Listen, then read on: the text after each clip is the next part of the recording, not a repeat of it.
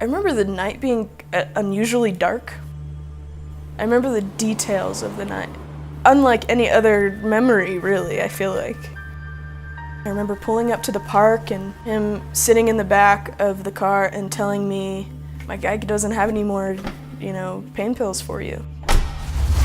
There's this stuff you can get, it's like half the price and it's gonna get you way more high. And I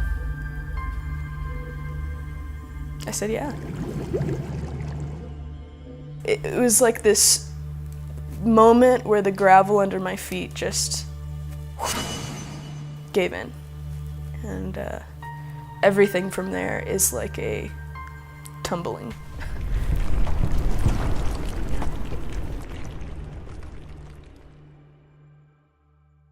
My name is Preshess, Preshess. I was the only black kid in my family, and I was different, and my hair was different, and my skin was different, and all these different things that just kind of led to me believing that I was the black sheep. And so because I felt that way, I felt like it was my responsibility to achieve greatness. By the time I was in high school, I was like receiving awards from the president for my philanthropic efforts, and I was an assistant to the volunteer coordinator for my high school, and mission trips to Guatemala and all over the United States, and everybody else probably thought I was like the golden child, It's almost like the more I achieved, the more this kind of dark, depressive, abusive memories, things would just kind of attack me. I kind of just sought out some different ways to medicate that, And so started using drugs. By the time I graduated high school, even though I graduated with all these honors and all these amazing accolades, I graduated as a heroin addict. And the addiction kind of took over and kind of took the front seat, And so part of my descent was losing my home and being homeless. I just remember feeling this overwhelming feeling of just disparity. Yeah, that was hard. When I was 19 years old, I was on the streets and just hanging out with some crazy people, and I remember feeling like I was just surrounded by so many strangers. I didn't necessarily like that feeling. But as it got later in the night, I, pulled out my sleeping bag and laid in the row of homeless people that were there. And I remember saying probably the smallest prayer I've ever prayed in my life. And I don't know how much I really even meant it. But I just said, God, get me out of here.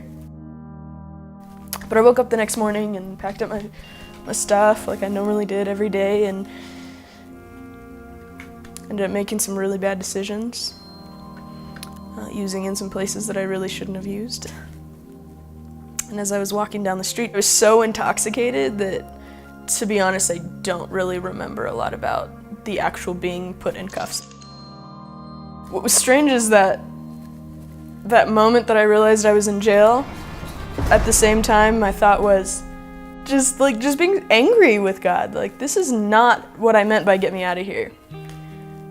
But at the same time, just this overwhelming humility came over me of just knowing that He was going to answer that prayer, and I wasn't going to be going willingly. My whole life needed to be rehabilitated, And so they give you kind of these lists of places that you can go after incarceration when you're in jail, and one of those was A Peaceful Habitation. Not 24 hours later, I called Leticia and I said, I need this. I don't have any other options. She had this firm love, is the best way I could say it. And I knew it was like something that I had craved my whole life. Somebody that was not gonna play a game, but was gonna tell you how it was, but love you through the whole thing. The program demands putting structure where there is chaos. And that's a very hard thing to do. It's a very difficult transition to make. But because there are people that believed in me, I was able to graduate, and I was able to make some leaps and bounds in that climbing journey that I was in. Once I was able to make one peak, which was really the addiction, that was like peak number one. Stop doing things that are crazy, you know, and stop self-sabotaging and all of these things that kind of go with that. Because really, once I made it and I can show these women that it's possible, that is so much more fulfilling than me being a business owner or anything, really.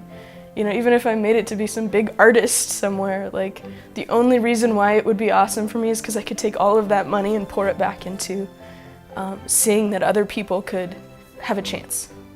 So, and it's strange because I feel like it's the kind of thing that you don't really choose. It kind of chooses you. And that's kind of the position that I have to be in order to even see this fruit, you know, the fruit for these women even grow, is for them to see somebody that's willing to love them unconditionally.